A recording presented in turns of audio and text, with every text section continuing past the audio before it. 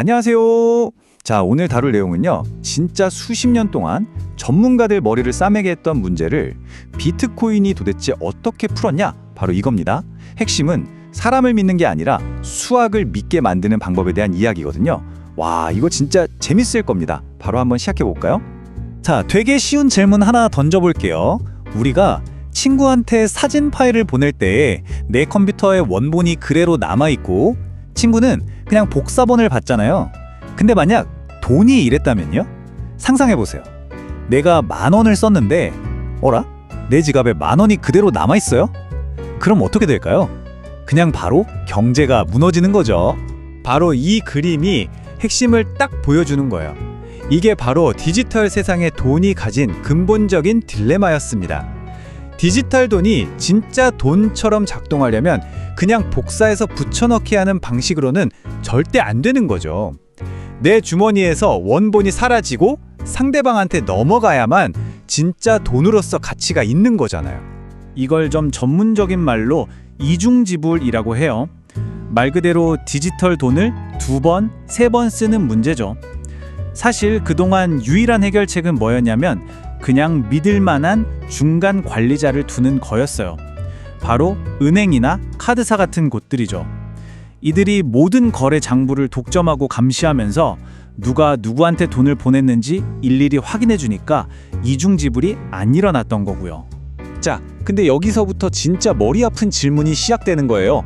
만약에 우리가 이 은행 같은 심판을 없애버리고 싶다면 그럼 누가 사기꾼을 잡죠? 이 규칙은 누가 정하나요? 와, 이게 바로 비트코인이 풀어내야 했던 진짜 거대한 숙제였던 겁니다. 사실 이 문제는요, 컴퓨터 과학에서는 아주 유명한 비유가 있어요. 바로 비잔티움 장군 문제라는 건데요. 이게 단순히 돈 문제만은 아니에요. 리더가 없는 어떤 집단이 어떻게 배신자가 있을지도 모르는 상황에서 하나의 진실에 동의할 수 있느냐? 바로 이 근본적인 질문이거든요. 자, 이 그림을 보시면 상황이 딱 이해가 되실 거예요. 여러 장군이 한 도시를 포위하고 있어요. 이기려면 다 같이 내일 아침 9시 이렇게 동시에 공격해야 하는데 문제는 뭐냐? 이 장군들 중에 배신자가 있어서 야, 내일 아침 9시에 공격하자 하고는 다른 부대한테는 아니야, 오후 3시에 공격하래 이렇게 거짓말을 할 수 있다는 거예요. 이러면 작전은 완전히 실패하겠죠? 진짜 놀라운 건요.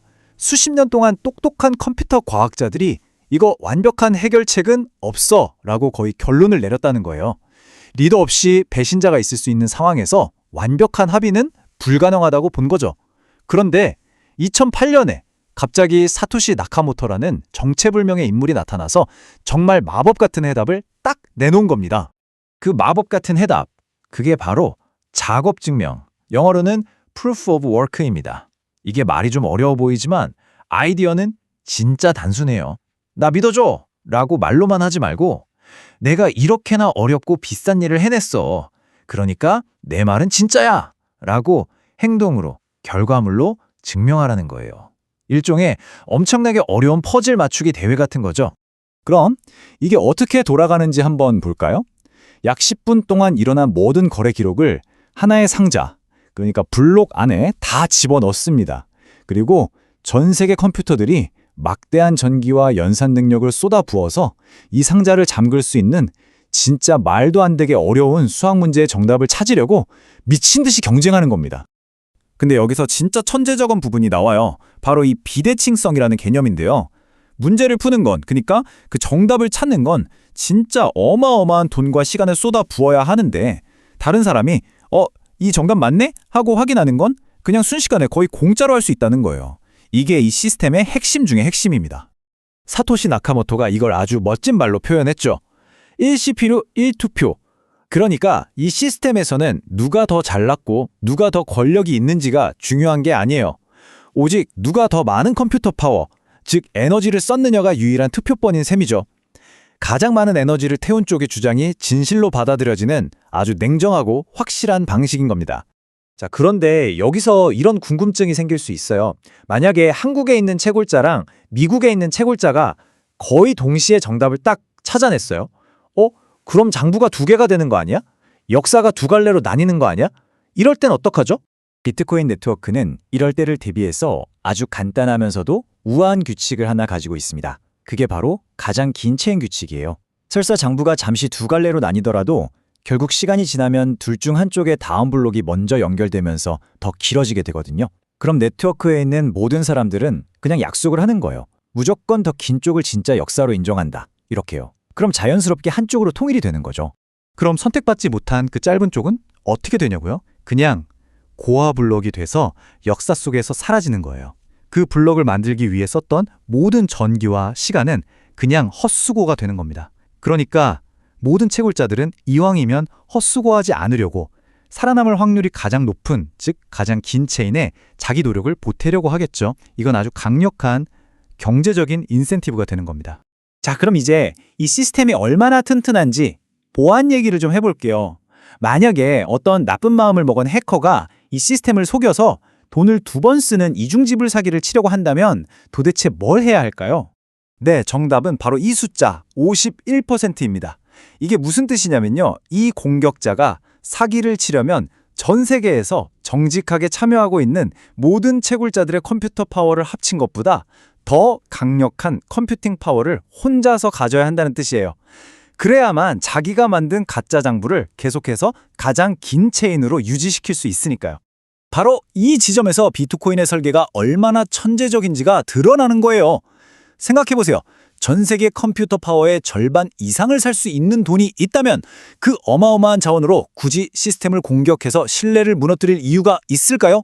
아니죠. 그냥 그 힘으로 정직하게 채굴에 참여해서 막대한 보상을 받는 게 훨씬 더 이득이라는 계산이 나오는 겁니다. 결국 정직이 최선의 전략이 되도록 설계된 거죠. 자, 여기까지 들으면 이런 비판이 꼭 나옵니다. 아니, 그래서 그렇게 안전하게 만들려고 쓰는 그 어마어마한 전기는 그냥 다 낭비 아니냐? 이 질문 정말 많이들 하시죠? 이 부분은 우리가 관점을 좀 바꿔서 볼 필요가 있어요. 마이클 세일러가 한 유명한 말이 있죠. 비트코인의 에너지는 암호화된 에너지의 거대한 벽이다. 이게 무슨 말이냐면 채굴에 쓰인 그 전기가 그냥 연기처럼 사라지는 게 아니라는 거예요. 그 에너지가 누구도 뚫을 수 없는 디지털 요새, 디지털 장벽으로 변환돼서 네트워크의 가치를 지키고 있다는 거죠. 네, 맞습니다. 이건 낭비가 아니에요. 이건 보안 비용인 겁니다. 비를 피하기 위해 지붕을 만드는 게 낭비가 아니듯이 우리의 자산을 지키기 위해 성벽을 쌓는 게 낭비가 아니듯이 디지털 자산을 지키기 위해 에너지벽을 쌓는 건 바로 그 보안을 위한 필수적인 대가인 거죠.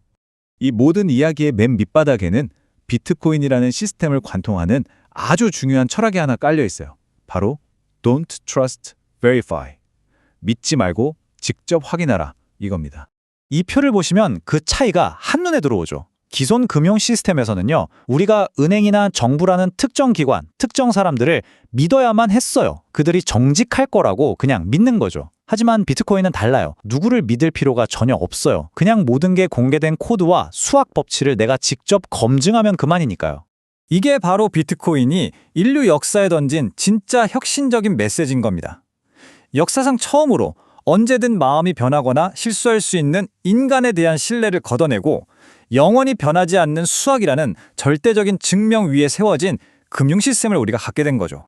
자, 좋습니다. 이제 우리는 누구도 무너뜨릴 수 없는 수학으로 지어진 강력한 디지털 요새를 손에 넣었어요. 그렇다면 남은 질문은 이거죠. 이 안전한 요새 안에 있는 내 재산의 금고 열쇠, 이걸 어떻게 나 혼자만 가질 수 있을까요? 어떻게 국가나 은행의 간섭 없이 완전한 내 것으로 만들 수 있을까요? 다음 시간에는 바로 그 핵심 열쇠, 개인 주권과 개인 키에 대한 비밀을 한번 파헤쳐 보도록 하겠습니다.